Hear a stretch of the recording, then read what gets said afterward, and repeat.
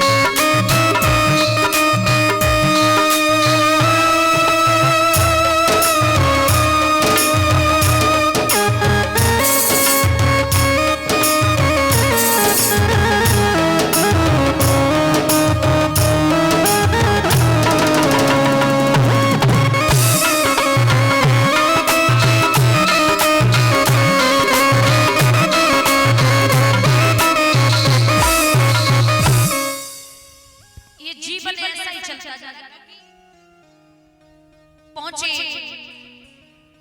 जाकर के भरत जी को देखा तो हट्टा कट्टा जवान विचार किया कि बलि देनी थी तो इससे बढ़िया कोई और नहीं है।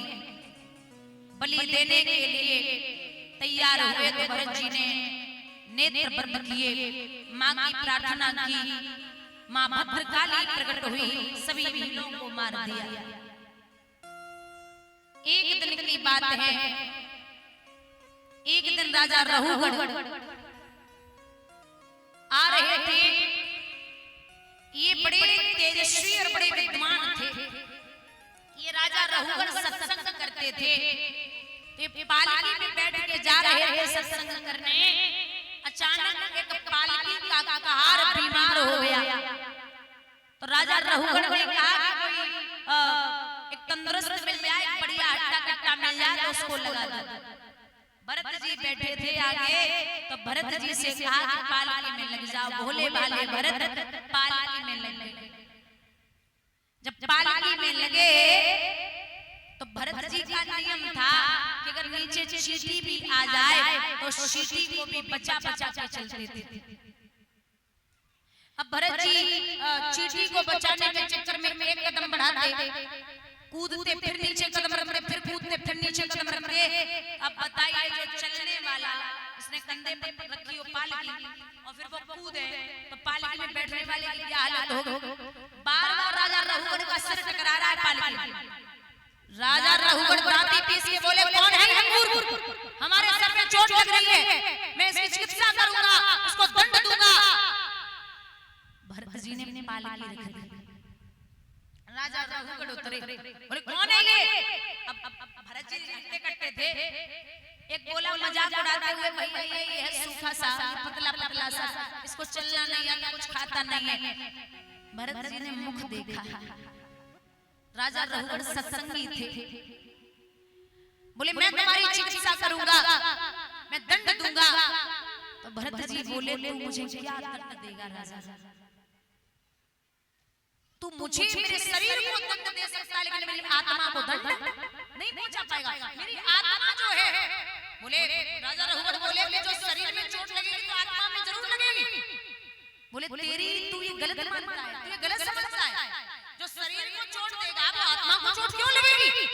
तो राजा रहुगढ़ ने छोटी सी बात कही, हे भरत जी, हे महाराज आप एक बात बताइए, एक चूल्हे पर एक पतीली रखी और पतीली में पानी डाला, पानी में चावल डाले, अब आग लगाई चूल्हे में, तो चूल्हे से फिर पतीली गर्म हुई, पतीली से फिर पानी गर्म हुआ, पानी से फिर चावल गर्म हुए, चावल से फिर चावल का अंदर वाला भाग गर्म हुआ। तो महाराज आप ये बताइए जब मैं मारूंगा शरीर में लगेगा तो चोट आपके अंदर तक पहुंचेगी, आपकी आत्मा तक पहुंचेगी, ये निश्चित है। बोले भरत जी राजा रहुगढ़ सो कि तू आत्मा को चावल से तोल रहा है। बोले एक बात बता, तू चावल देख सकता है कि पक गया, उसका अंदरूनी भाग भी पक गया, लेकिन तू आत्मा को देख सकता है क्या। राजा रहुगढ़ से पूछा कि तू चावल को देख सकता है लेकिन आत्मा को देख सकता है क्या। राजा रहुगढ़ बोले नहीं। बोले तो फिर चावल को आत्मा से मत जोड़, चावल और आत्मा में बहुत फर्क है, ये सांसारिक चीज है, ये सांसारिक चीज है, अग्नि चावल पानी ये सांसारिक है। राजा रहुगढ़ के नेत्र खुले और नेत्र खुलने के बाद महाराज चरण पकड़ लिए, नाथ आप कौन हैं, मैं आपको समझ नहीं पा रहा, आप मुझे बताइए। भरत जी बोले मैंने 2-3 बार राज्य किया है, हमारे नाम से इस देश का नाम भारतवर्ष पड़ा है। बोले गोविंद भगवान की बार बार समझाया, तब जाकर के बुद्धि के पर्दे खुले। यहाँ महाराज पूर्ण तरीके से आपको बता दें कि पहले ऐसे ऐसे सत्संगी, ऐसे ऐसे संत हुए जो जिनको पता ही नहीं है कि गुस्सा या क्रोध या फिर किसी को सामने वाले को नीचा दिखाना क्या होता है, पता ही नहीं। एक बड़े प्यारे वैष्णव संत हुए हैं जिनका नाम है नामदेव। नामदेव ऐसे संत थे कि एक बार पत्नी ने देखा कि 10-20 संत बाहर बैठे थे और बाहर बैठे संतों को पत्नी ने देखा तो पानी भरने जा रही थी। बोली एक काम करो, जब तक मैं वापस आऊं तब तक एक भी संत यहाँ दिखाई नहीं देना चाहिए। अब महात्मा तो महात्मा पानी भरने जब गई तो बोली ने ठल्लो, काम धंधा है नहीं, पति को लेके बैठ जाते हो, न खुद करते हो न पति को करने देते हो, जब तक लौट के आऊं कोई नहीं रहना चाहिए। अब कह के तो चली गई, लेकिन जब लौट के आई पहले तो 20 बैठे 50 इकट्ठे हैं। क्रोध में आके बोली मना किया था कि एक भी नहीं बैठना चाहिए, नहीं माने। जो पानी भर के लाई थी वो नामदेव जी के सर पे मारा, सब पूरे भीग गए नामदेव जी। हम मुस्कुराए के संतन से बोले देख रहे हो लोग ऐसे ही कह देते कि जो गरजते हैं वो बरसते हैं, हमारी वाली कितनी बढ़िया, कैसे गई तो हम पे गरज गई, कैसे आएगा हम पे बरस गई, सब पूरे भीग गए। जानते हैं गुस्सा क्या होता है। एक बार पत्नी ने कहा कि गन्ने लेते आना, तो नामदेव जी 20-25 गन्ने बांट के ले आए। रास्ते में बच्चे मिल गए, बोले एक गन्ना हमें भी दे दिया। दूसरा मिला एक गन्ना हमें भी दे दिया। देते आए गन्ना, जब तक घर पे आया तब तक हाथ में एक गन्ना रह गया। पत्नी ने जो एक गन्ना दिया, बोले क्या गन्ना है, अब वो जितने सीधे थे ना उतनी पत्नी झगड़ालू थी।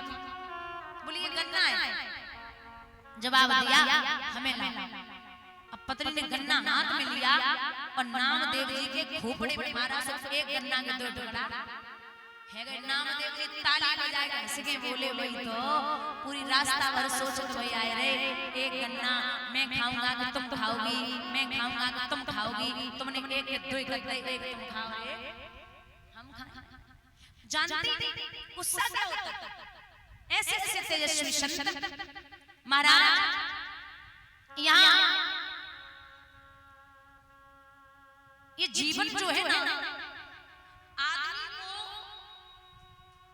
खूब पता है कि हमें जाना है, हमें सब आप सबको पता है कि हमें जाना है, लेकिन दिक्कत ये है कि भूले जाना सबको ही है, लेकिन यहाँ आके भूल जाते हो जैसे सांसारिक चीजों में फंसे, फिर कुछ समझ नहीं आता। ये मेरा नाती, ये मेरा बेटा, ये मेरी पत्नी, ये मेरी बेटी, ये मेरा ये मेरा वो, ये मेरा रिश्तेदार, सब कुछ देख के मुख फिर सब भूल गए कि हमें जाना भी है। एक विद्वान ने लिखा है